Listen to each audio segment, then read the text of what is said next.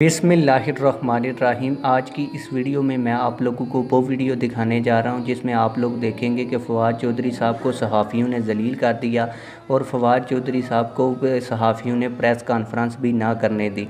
लेकिन इससे पहले आप लोगों को बताता चलूँ कि ये वही फ़वाद चौधरी साहब हैं जब ये वज़ीर इत्तलात थे। इन्होंने पैमरा से नोटिफिकेशन जारी करवाया कि तहरीक लब्बैक पाकिस्तान के किसी कायदीन को और तहरीक लब्बैक पाकिस्तान के किसी जलसे की कवरेज मीडिया नहीं कर सकता और तहरीक लब्बैक पाकिस्तान के ऊपर जो PTI की हुकूमत की जानिब से जुल्म और सितम किया गया उसके ऊपर भी पाबंदी लगाई गई कि मीडिया इसको कहीं भी दिखा नहीं सकता। आज उसी मीडिया के हाथों फ़वाद चौधरी साहब की ज़िल्लत और रुसवाई हुई और सहाफ़ियों ने ऐसे ऐसे गलीज़ तरीन नारे लगाए और हाथापाई की फ़वाद चौधरी साहब से कि फ़वाद चौधरी साहब अपनी प्रेस कॉन्फ्रेंस भी ना कर सके। मैं आप लोगों को वो वीडियो दिखाने लगा हूँ, आइए वो वीडियो देखते हैं।